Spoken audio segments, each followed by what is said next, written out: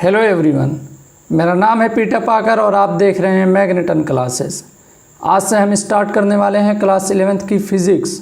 और class 11th की physics पढ़ने के लिए हमें मालूम होना चाहिए मैथमेटिक्स।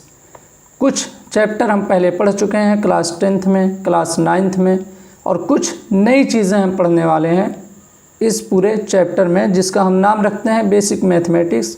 एज सच फिज़िक्स में ऐसा कोई चैप्टर बेसिक मैथमेटिक्स नाम से नहीं है, लेकिन फिर भी हम पढ़ेंगे ताकि क्लास 11th की फ़िज़िक्स हमें पूरा कम्प्लीटली समझ में आए। ये सारे लेक्चर्स बहुत ही इम्पॉर्टेंट होने वाले हैं, इतने इम्पॉर्टेंट जैसे कि आपकी ज़िंदगी के लिए ऑक्सीजन। ठीक है, तो इन्हें बिल्कुल भी स्किप मत कीजिएगा, इन्हें ज़रूर देखिएगा। इस लेक्चर में हम पढ़ेंगे एरिथमेटिक प्रोग्रेशन, जो क्लास 10th का एक चैप्टर है एरिथमेटिक प्रोग्रेशन। तो ये लेक्चर क्लास 10th के स्टूडेंट के लिए भी बेनिफिशियल हो सकता है और क्लास 11th के लिए तो है ही। हम शुरू करते हैं अपना चैप्टर, जिसमें हम पढ़ेंगे एरिथमेटिक प्रोग्रेशन। ये क्लास 10th के स्टूडेंट के लिए वन शॉट लेक्चर कह सकते हो। सबसे पहले तो हम देखेंगे कि एरिथमेटिक प्रोग्रेशन होता क्या है, किन्हें हम एरिथमेटिक प्रोग्रेशन कह सकते हैं। तो सबसे पहले हम इसकी डेफिनेशन लिख लेंगे एरिथमेटिक प्रोग्रेशन की। What is arithmetic progression? What is arithmetic progression?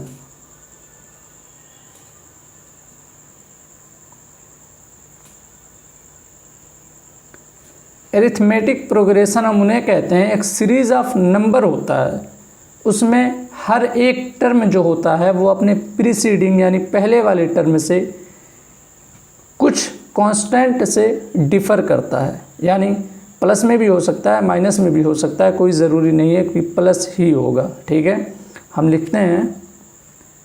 लिखेंगे it is a series in which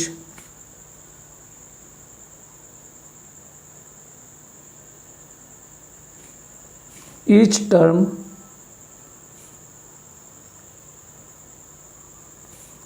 differ from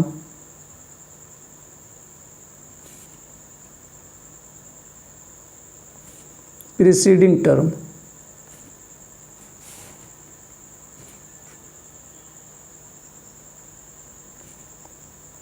Preceding term by a constant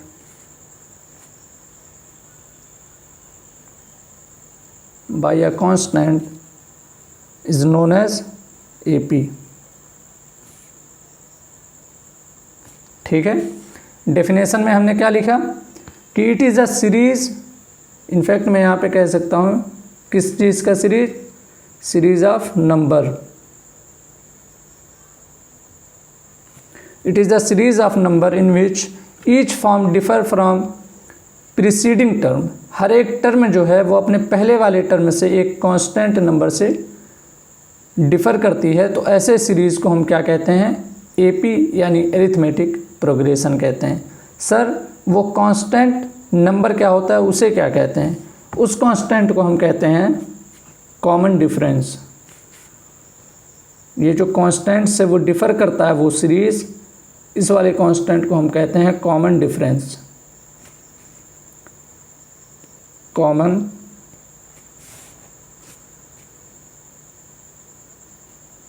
difference, ठीक है, जिसे हम डिनोट करते हैं डी से। डिनोट किया जाता है डी से। सर कोई एग्जांपल बता दो एपी का। एग्जांपल देख लेते हैं। एग्जांपल सबसे पहले तो मैं नेचुरल नंबर ले लेता हूँ। 1 2 3 4 5 डॉट डॉट कहाँ तक जाएगा? इन्फिनिटी तक चला जाएगा। ये होता है नेचुरल नंबर। ठीक है, क्या यह एक एपी है? एपी कैसे चेक करेंगे? हम चेक करेंगे कि कोई टर्म अपने पहले वाले टर्म से कितने से डिफ़र कर रहा है, और अगर ऐसे सभी टर्म अपने पहले वाले टर्म से उसी कॉमन डिफरेंस से अगर डिफ़र कर रहे हैं तो वो सीरीज क्या है, AP है। चेक करते हैं, कोई सा भी दो नंबर उठा लेंगे, लेकिन उससे पहले कॉमन डिफरेंस निकालते कैसे हैं उसका भी फार्मूला मैं बता देता हूँ। कॉमन डिफरेंस हम निकालते हैं जिसे मैं D से डिनोट कर रहा हूँ, सिर्फ मैं ही नहीं सब डिनोट करते हैं D से ही कॉमन डिफरेंस को। वो होता है nth टर्म, nth टर्म यह हम अपनी पसंद से उठाएंगे, माइनस करते हैं इससे पहले वाली टर्म को, यानी n-1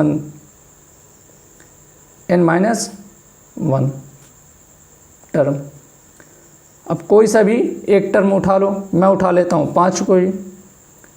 D बराबर मैंने लिखा 5 माइनस, तो अब मैं n-1 टर्म में कौन सा वैल्यू लिखूँगा, 4 मुझे लिखना पड़ेगा, ठीक है, क्योंकि 5 से पहले वाला टर्म कौन सा है, उसका वैल्यू क्या है, 4 है, तो मैं लिखूँगा 4 बराबर कितना आ गया, 1। D बराबर कितना आ गया, 1। इससे मुझे ये पता चला कि 5 और 4 के बीच में कॉमन डिफरेंस कितना है, 1 है। 5 और 4 के बीच में डिफरेंस जो है वो 1 है। सिर्फ इतने पे ही हम इसे AP नहीं कहेंगे, हम कम से कम दो तो चेक करेंगे ही, क्या 2 डिफरेंस कॉमन आ रहा है जो एक ही है। अगर 2 में आ गया 1-1 तो हो सकता है वो AP हो, लेकिन मैं 3-4 भी चेक कर सकता हूँ, लेकिन 2 पे चेक करने पे मुझे पता चल जाएगा। अभी एक सवाल मैं कराऊंगा जिसमें कुछ में आप देखोगे कॉमन डिफरेंस सेम आ जाएगा, लेकिन एक्चुअल में वो AP नहीं होगा जहाँ तक मैं उसे दिया हूँ, ठीक है। अभी जब कराऊंगा तो समझ में आएगा सारी चीज़ें, वो बच्चे मिस्टेक क्या कर सकते हैं, इसलिए मैं वो क्वेश्चन कंसीडर करूँगा। एक और निकाल लेते हैं, अब की बार निकाल लेते हैं 3 और 2 के बीच में। वैसे तो देख के ही पता चल रहा है कि 1 आएगा और यह एक AP हो जाएगा, लेकिन अभी सीख रहे हैं तो इसीलिए निकालेंगे। निकालते हैं कॉमन डिफरेंस, फिर से वही होगा nth term minus n-1 term. अब की बार मैंने nth टर्म की वैल्यू 3 मानी, तो अगला क्या आएगा, -2 उससे पहले वाला, बराबर कितना आ गया, 1। यहाँ पे भी कॉमन डिफरेंस जो दोनों के बीच का डिफरेंस है वो कितना आ गया, D बराबर 1 आ गया। हम कहेंगे common difference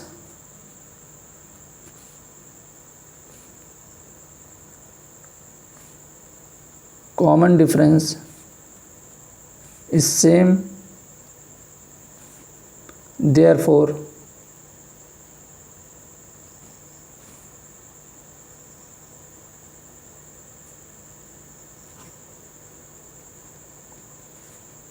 the given series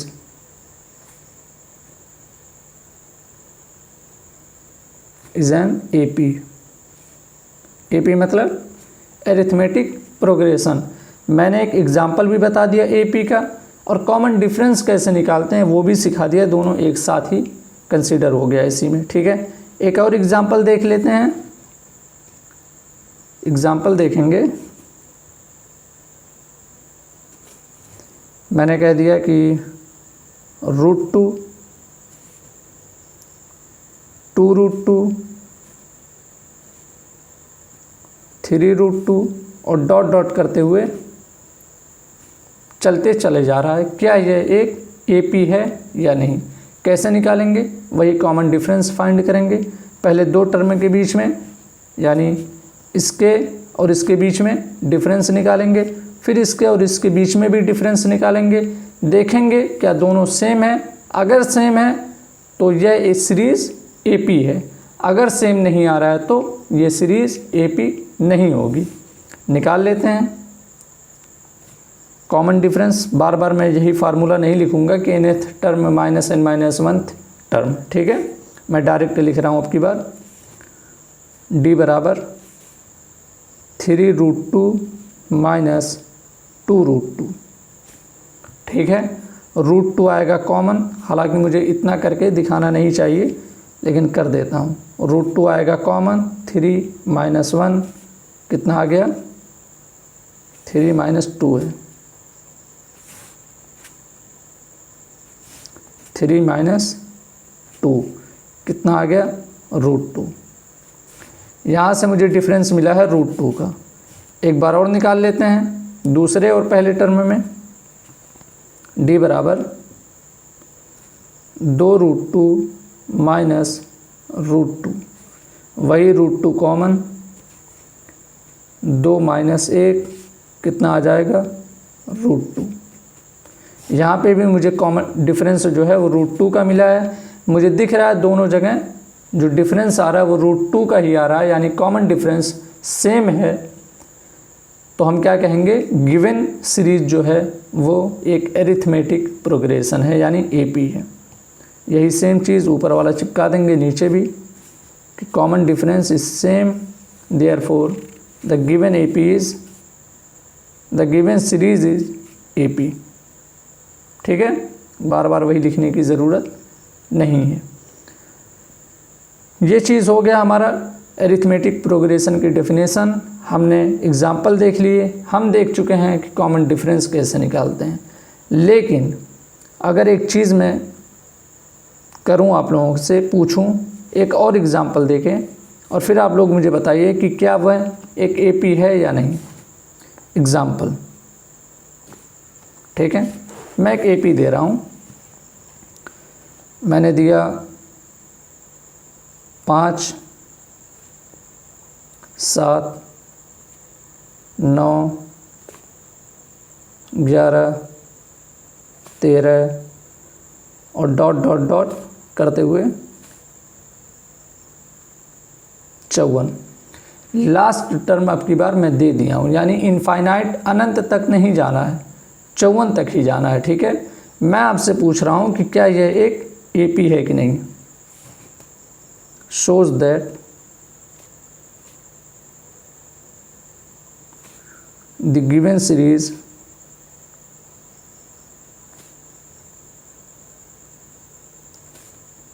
is AP or not।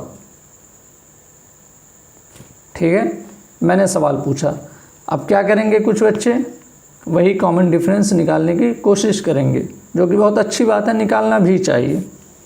कैसे निकालेंगे, d बराबर कोई से भी 2 टर्म में डिफरेंस लेंगे। मैं 9 और 7 पहले ले लेता हूँ, आप 11 और 9 भी ले सकते हैं। 9 माइनस 7 कितना आ गया 2। कंफर्म करने के लिए एक बार और डिफरेंस लेंगे, किन्हीं 2 अलग टर्म के बीच में लेते हैं। अब की बार d बराबर मैं ले लिया 13 और फिर 11। जब 13 ले लिया तो अगला माइनस के बाद 11 लेना कंपलसरी हो जाएगा। मैं 9 नहीं ले सकता क्योंकि n-1th टर्म लेना होता है।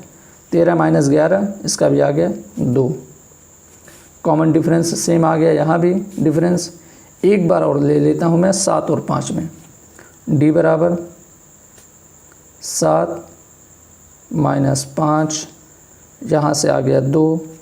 यहाँ पे भी डिफरेंस जो है वो 2 आ चुका। मैं 3 बार ट्राई कर चुका हूँ और तीनों बार डिफरेंस जो है वो 2 आ रहा है, यानी कॉमन डिफरेंस तो 2 है।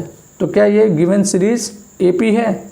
नहीं, ऐसे डायरेक्ट नहीं कहेंगे क्योंकि अब की बार अनंत तक नहीं जा रहा है, हमें लिमिट दे दिया हुआ है 54 तक ही जाना है। तो मुझे पहले पता करना होगा क्या इस वाली सीरीज के, जहाँ तक मुझे दिया है यहाँ तक तो एपी दिख रहा है, साफ साफ 2 का डिफरेंस है, ठीक है, एपी है। लेकिन क्या इस वाली सीरीज़ का कोई टर्म 54 भी है, यानी 54 भी है, उसे हमें पता करना होगा। अगर 54 है तब तो ये पूरा एक सीरीज़ है।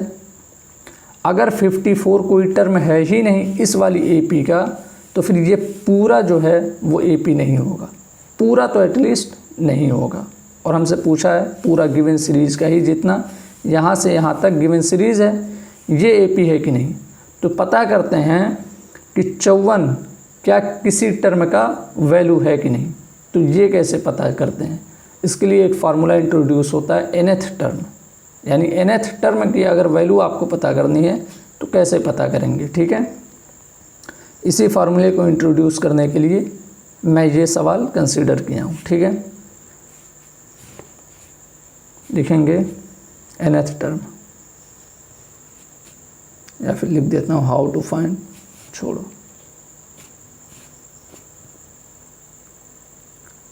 nth term of an AP. AP का nth टर्म कैसे निकालते हैं, उसके लिए एक फार्मूला आता है, nth बराबर a plus n-1 into D. ठीक है, यहाँ पे a जो होता है, a जो होगा वो होगा फर्स्ट टर्म,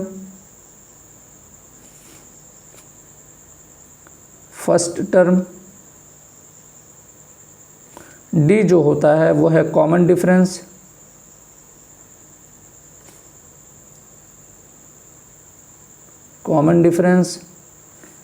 एन जो होता है वो होता है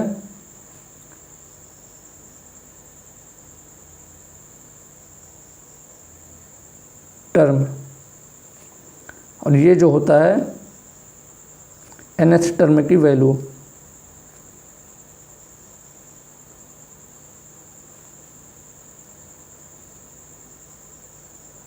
ठीक है, ये चीज़ें होता है। nth जो होता है वो वैल्यू ऑफ nth टर्म होता है, a जो होता है वो होता है फर्स्ट टर्म, n जो होता है वो होता है टर्म। कौन सा टर्म? जो टर्म उसकी वैल्यू यहाँ पे रखी जाती है अगर मालूम हो तो, और d जो है वो है कॉमन डिफरेंस। अब यही वाला AP, यही वाला सीरीज, AP तो मैं नहीं कहूँगा, यही वाला सीरीज 5, 7, 9, 11, 13 को मैं फिर से कंसीडर करता हूँ और पता करता हूँ क्या यह एक AP है कि नहीं। लिखते हैं example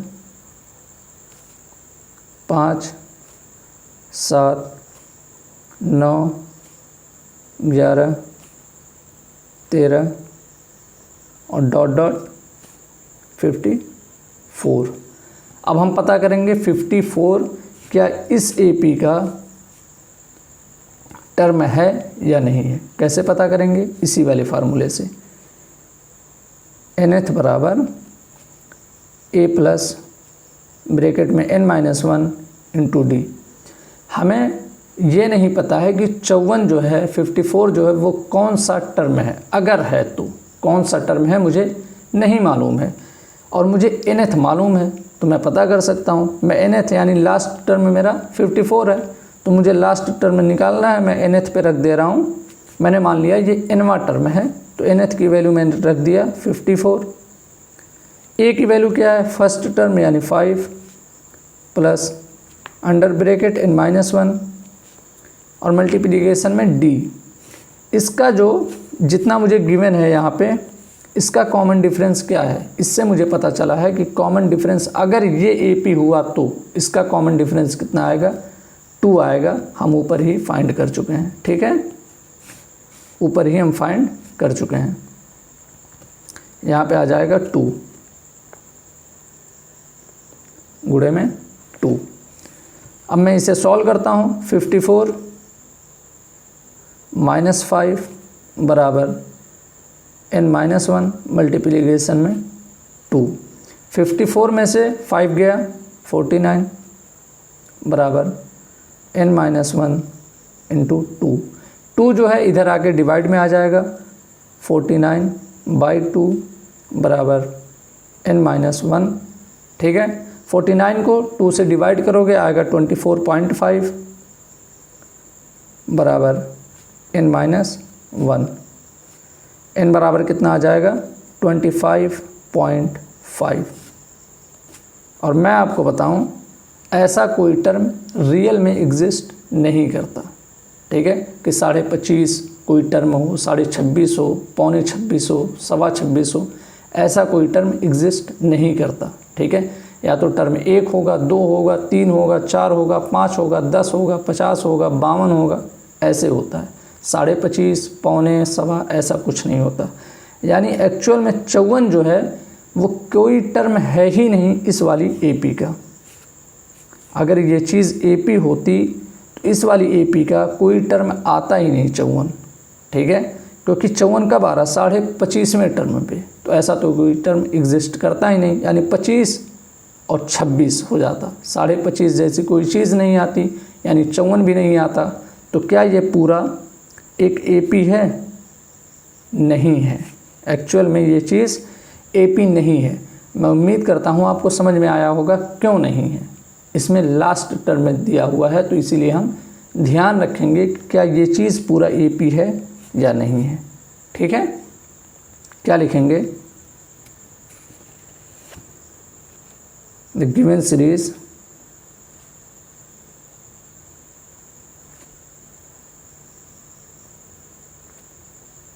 is not an AP। ठीक है, और कुछ एग्जाम्पल देख लेते हैं। ये तो हो गया AP पता करने के लिए हमने nth टर्म वाले फार्मूले का यूज किया है। अब कुछ और क्वेश्चन देख लेते हैं। एक और एग्जाम्पल लेता हूँ। Example, find the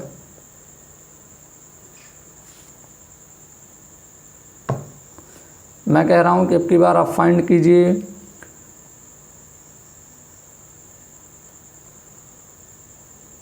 1000 term of the given AP। ठीक है, और मैं आपको एक AP देता हूँ, एक बहुत छोटा सा AP दूंगा, जैसे -5, फिर -3, -1 डॉट डॉट डॉट। ठीक है, मैंने इतना ही दिया है। यह एक AP है, आप इसे फाइंड करेंगे। कॉमन डिफरेंस अब आप निकाल सकते हैं। कॉमन डिफरेंस आप जब निकालेंगे तो आएगा 2। ठीक है, तो मैं डायरेक्ट लिख दे रहा हूँ, D बराबर आएगा 2। ठीक है, कॉमन डिफरेंस आ गया 2। A बराबर है मेरा -5 और मुझे n यानी कैमा पद निकालना है 1000। ठीक है, मुझे इसकी वैल्यू पता करनी है, यानी nth मुझे पता करना है। कैसे निकालेंगे, उसी वाले फार्मूले से जो अभी हम सीख के आ रहे हैं। फार्मूला क्या है, फार्मूला हमारा nth बराबर A plus n-1 into D।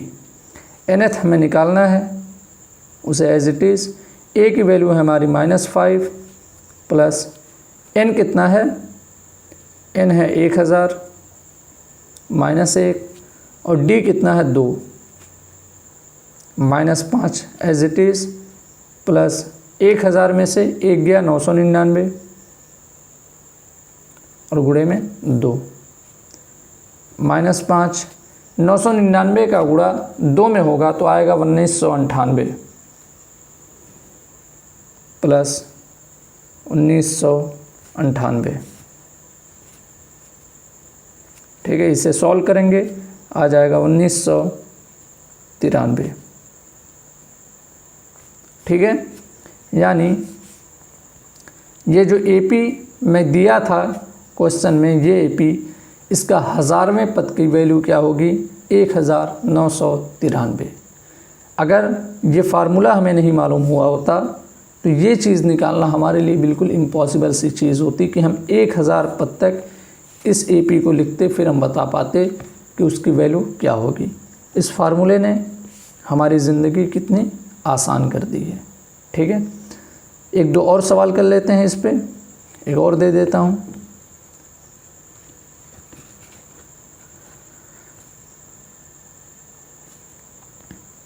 Find 25th term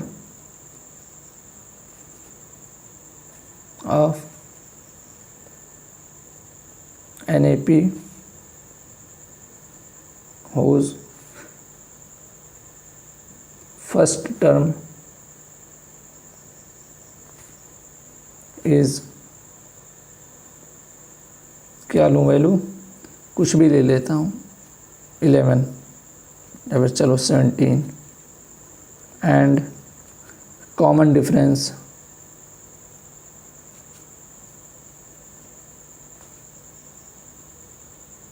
is 4 कर देता हूँ। ठीक है, इसे करते हैं solve.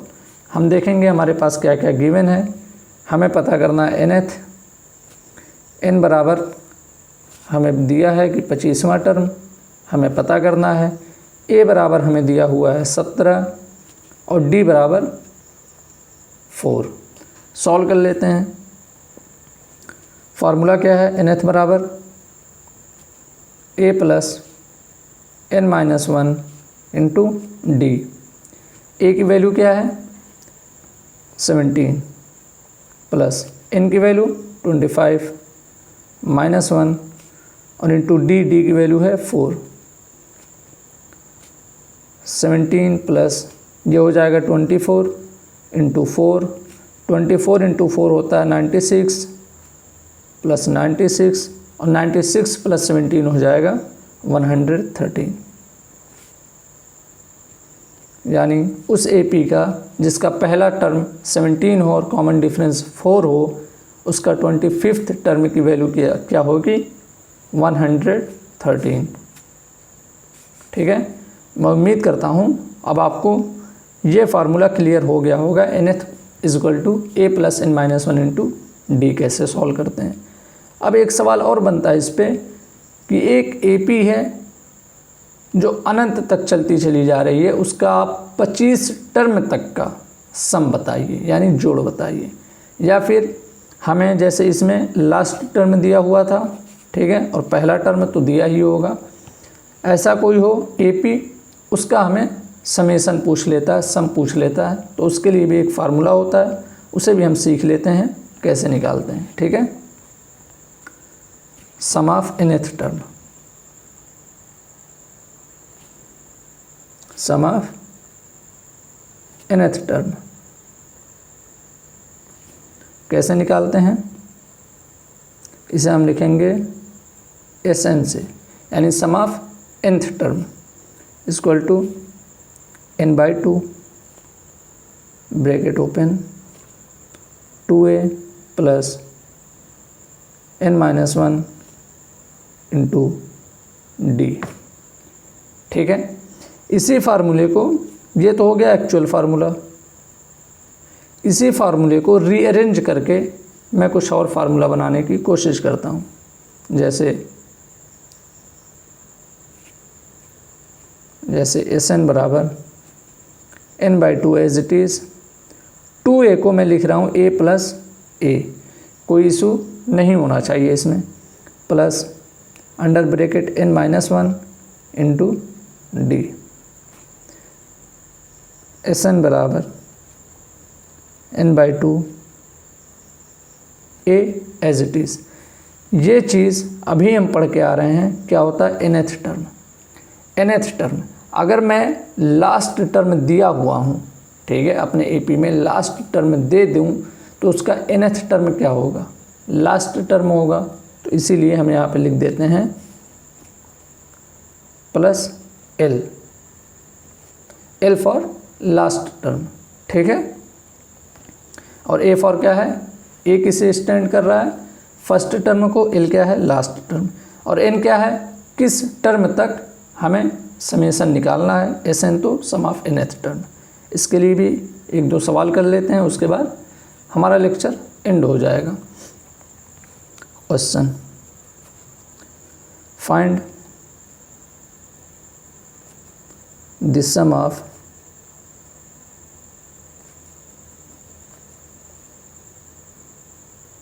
NAP, sum of first 20 term of NAP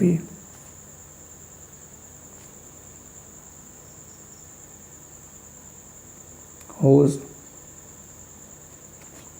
first term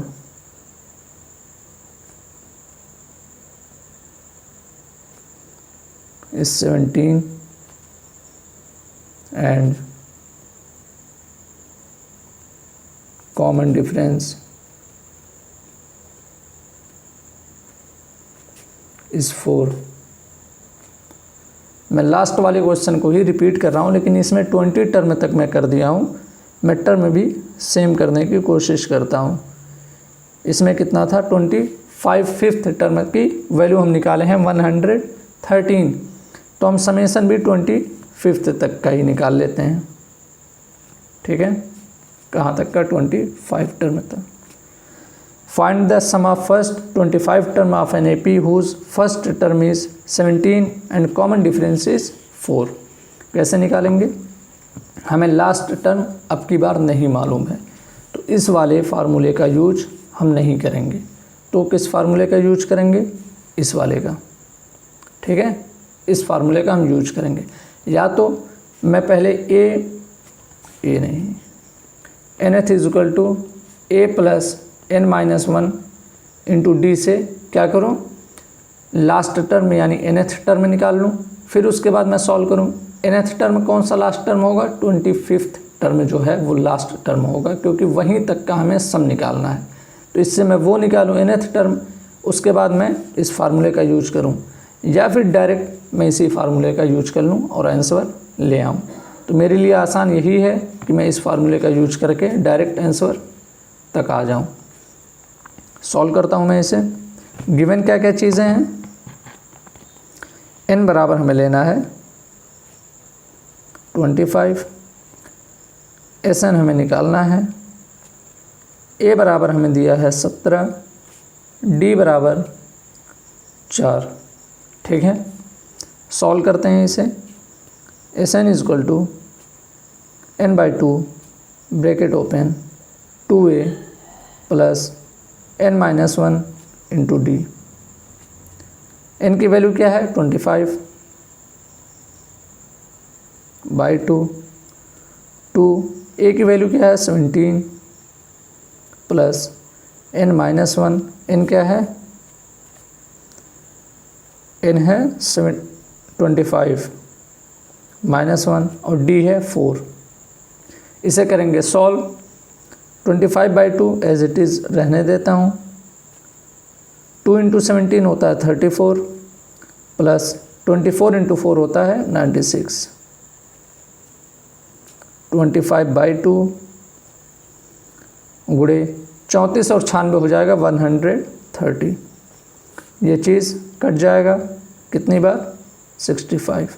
65 का गुणा 25 में करेंगे तो आएगा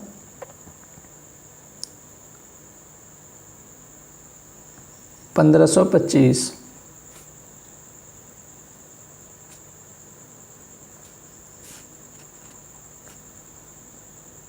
1525 आएगा। ठीक है, आप एक बार गुणा करके देख लीजिएगा 25 गुणे 65 कितना आ रहा है। मैं किया हूँ ओरली 1525 आ रहा है मेरा। तो इसी के साथ ये वाला क्वेश्चन हो गया कंप्लीट। एक और सवाल कर लेते हैं, उसके बाद 1-2 स्टैंडर्ड रिज़ल्ट बता दूंगा, उसके बाद हम इस लेक्चर को कंप्लीट कर देंगे। वो सवाल कौन सा है उसे एज अ रिज़ल्ट याद रख लेना है। ठीक है, find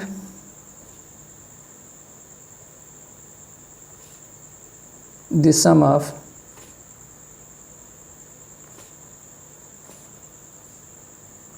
first n natural number.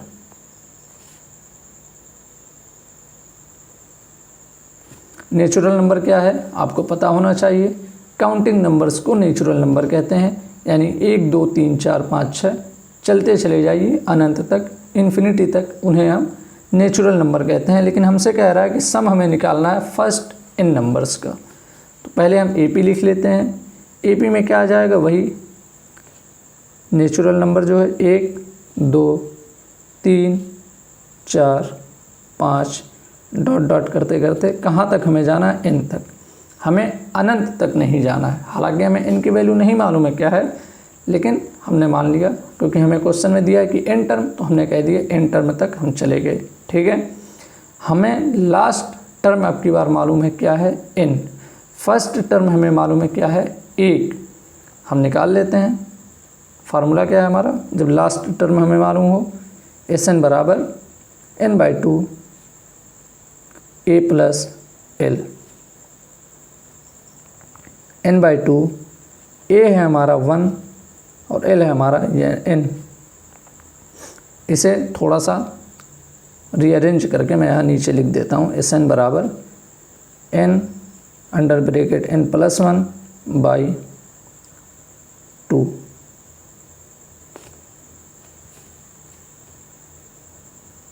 By 2, ठीक है। ये आ गया हमारा फार्मूला। इसे हम एज अ रिज़ल्ट याद कर लेंगे कि sum of n numbers of natural numbers क्या होता है, n under bracket n+1 by 2, ठीक है। 2 रिज़ल्ट और मैं याद करने के लिए आपको कहूँगा। अगर आप क्लास 10th के हैं तो इम्पॉर्टेंट बिल्कुल भी नहीं है, लेकिन अगर आप क्लास 11th के हैं तो ये चीज़ आपके लिए इम्पॉर्टेंट हो सकती है। वो क्या है, सम ऑफ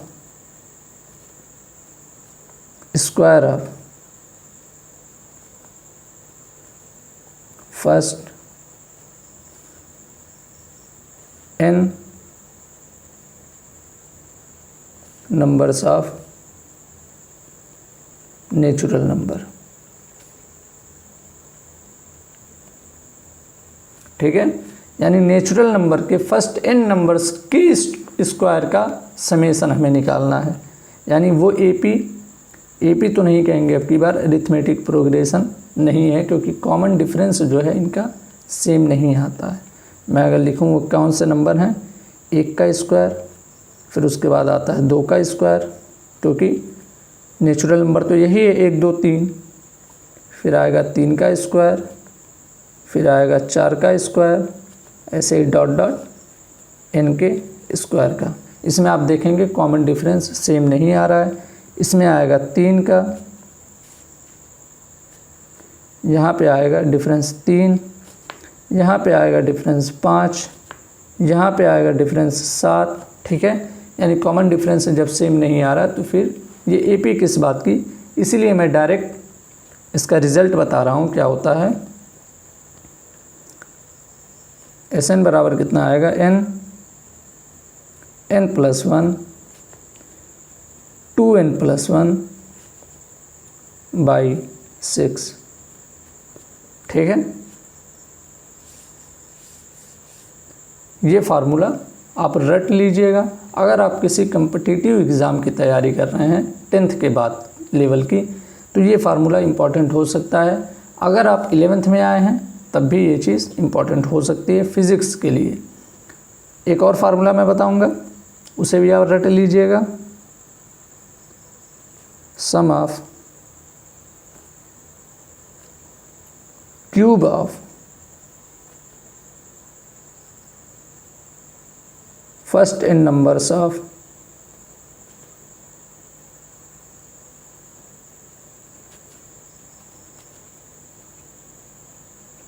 नेचुरल नंबर, ठीक है। इसका क्या होता है फार्मूला, इसे भी मैं लिख के दिखा देता हूँ कैसे। 1 का क्यूब, 2 का क्यूब, 3 का क्यूब, डॉट डॉट n का क्यूब। इसमें भी आप देखेंगे डिफरेंस जो है वो सेम नहीं आएगा, यानी एपी तो नहीं है, ठीक है। इसका क्या आता है, सम। इसीलिए हम इसे प्रूफ भी नहीं कर रहे हैं, सॉल्व नहीं कर रहे हैं, डायरेक्ट रिजल्ट याद कर रहे हैं, क्योंकि एपी नहीं है। हम पढ़े क्या हैं, एपी, ठीक है। इसीलिए डायरेक्ट रिजल्ट मैं बता रहा हूँ। इसका भी होता है n+1 बाई 2। कुछ तो डिफरेंस होगा, एज इट इज़ तो नहीं हो सकता। डिफरेंस होता है होल स्क्वायर, क्या आ जाता है, होल स्क्वायर। तो ये 3 फार्मूले एज अ रिज़ल्ट आप याद कर लीजिएगा। बाकी के 2 फार्मूले और हैं, एक है nth टर्म के लिए a+n-1 × d, और एक क्या है सम के लिए n/2 under bracket 2a+n-1 × d, जिसे हम सॉल्व करके लिख देते हैं n/2 under bracket a+l, l क्या है लास्ट टर्म, ठीक है। इसी के साथ हो जाता है हमारा ये लेक्चर कंप्लीट। अगर आपको वीडियोस अच्छी लग रही हों तो आप हमारे चैनल को लाइक, शेयर और सब्सक्राइब ज़रूर कीजिएगा। इस लेक्चर के नोट्स मैं आपको अपने इंस्टाग्राम पेज पे अवेलेबल कर दूंगा। आप इस लेक्चर के नोट्स को डाउनलोड भी कर सकते हैं, देख भी सकते हैं, सेव कर लीजिएगा, अपने दोस्तों के साथ शेयर भी कीजिएगा, ताकि वो लोग भी अगर एपी अभी तक नहीं पढ़ पाए हैं और फिज़िक्स पढ़ना स्टार्ट कर दिए हैं तो वो लोग भी पढ़ लें, अभी भी वक्त है। ठीक है, मिलते हैं अगले वीडियो में। उस वीडियो में हम कोशिश करेंगे कि हम जीपी पढ़ें, यानी ज्योमेट्रिक प्रोग्रेशन। जब पढ़ेंगे तो उसके बारे में डिटेल्ड में देखेंगे कैसे क्या होता है। हालांकि वो चीज़ क्लास 10th के बच्चे के लिए बहुत ज़्यादा इम्पॉर्टेंट नहीं होगी। ठीक है, लेकिन जब हम क्वाड्रेटिक इक्वेशन पढ़ेंगे, ट्रिग्नोमेट्री पढ़ेंगे, तब वो सारी चीज़ें फिर से क्लास 10th के बच्चे के लिए भी इम्पॉर्टेंट हो जाएंगी। मैं क्लास 10th के बच्चों को मैथमेटिक्स भी पढ़ाता हूं, तो अगर आप क्लास 10th में हैं तो आप भी मेरे चैनल को सब्सक्राइब कीजिएगा। आप लोगों के लिए भी बहुत से अमेजिंग लेक्चर आने अभी बाकी हैं। मिलते हैं अगले वीडियो में, तब तक के लिए गुड बाय।